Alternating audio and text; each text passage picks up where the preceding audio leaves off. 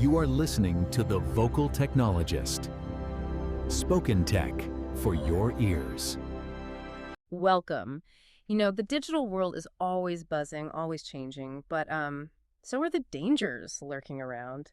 Today, we're going to look at some of the latest cybersecurity news. Pull out the key things you really need to be aware of. Exactly. There's so much noise out there. Our job really is to filter it down. We'll highlight the big attacks, new weak spots popping up, and also, importantly, how defenses are evolving. Kind of a snapshot of right now. Okay, let's start with these, well, crafty imposters. Our reliance on apps, extensions. It's huge, right? It makes them a prime target. So this RedDirection campaign, heard about this, it involved, what, 18 malicious extensions? Yeah, 18.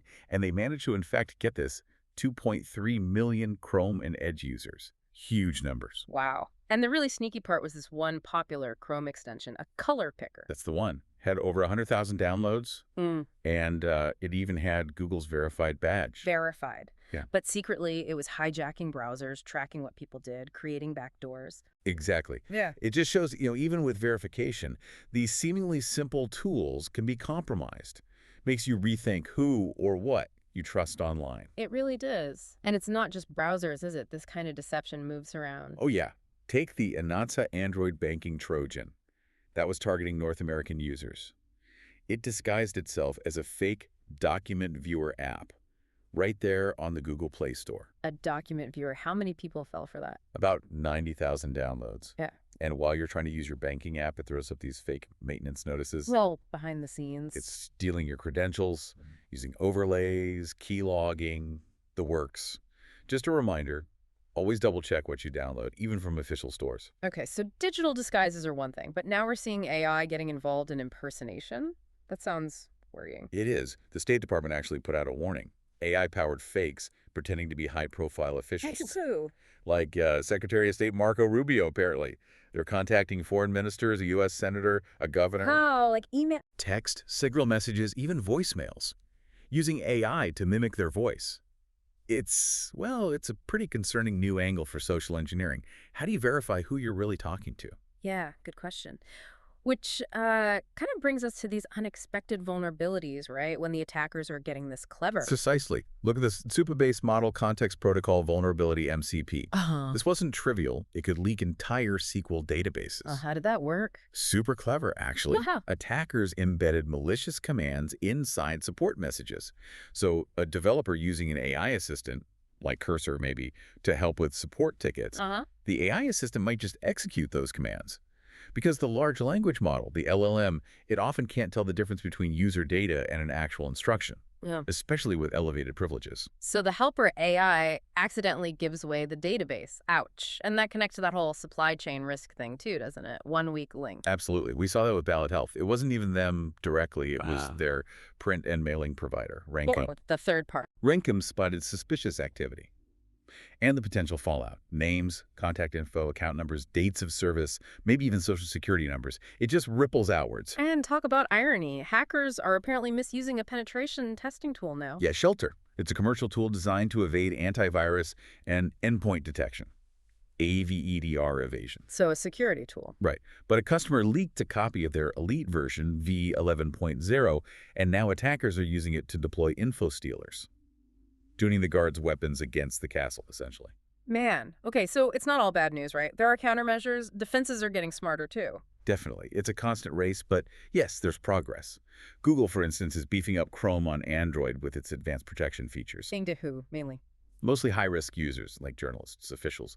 They're enforcing HTTPS everywhere, using full-site isolation on devices with enough RAM, like 4 GB or more, to stop data leaks between sites. Site isolation. Okay. And they're disabling some JavaScript optimizations that are often exploited in V8 security bugs. Those are flaws in the engine that runs JavaScript. Does that slow things down? Yeah, there are performance trade-offs, but for users who really need that extra security, it's probably worth it. Makes sense for critical users, but for, everyone else, it's harder to roll out things that might impact performance, I guess. It's always that balance, isn't it? Security versus usability and device limits. Simpler, proactive stuff is easier for mass adoption. But speaking of new defenses, Wiz did something pretty cool with AI. Oh, yeah. They developed a small language model based on Llama 3.21b, specifically to find secrets hidden in code, like passwords or API keys. How'd they train it?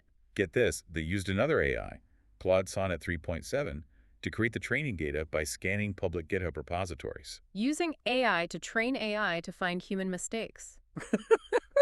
Huh. Did it work well? Impressively well. They reported like 82% recall finding most of the real secrets and 85% precision, meaning not too many false alarms. Running on standard CPUs too. Imagine catching those accidental credential leaks before they cause damage. That's potentially huge, catching mistakes automatically. And even the giants are tightening things up internally. Look at OpenAI. What are they doing? Stricter measures against leaks and poaching. Things like information tenting, basically. Limiting who sees sensitive algorithms or new product stuff. They're isolating key tech on offline machines using biometric access and have this deny by default internet policy. You need explicit permission to connect out. Wow, really locking it down. Plus more physical security at data centers, more cyber staff.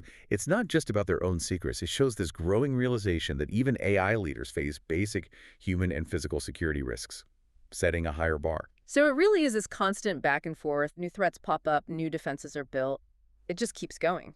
It really does. And what's always fascinating to me, underneath all the tech, is the human element. Whether it's curiosity, a simple mistake, or outright malice, people are still central to almost every major cyber incident. That's a great point. Which leaves us with a question maybe for you to think about. Are our technical fixes, our defenses, really keeping pace with human ingenuity? Both the ingenuity used to attack and the ingenuity used to defend. Something to definitely chew on. How well are we keeping up? All right, maybe reflect on your own digital habits today. Thanks for joining us for this look at what's happening out there. We'll catch you on the next one. Spoken Tech for your ears.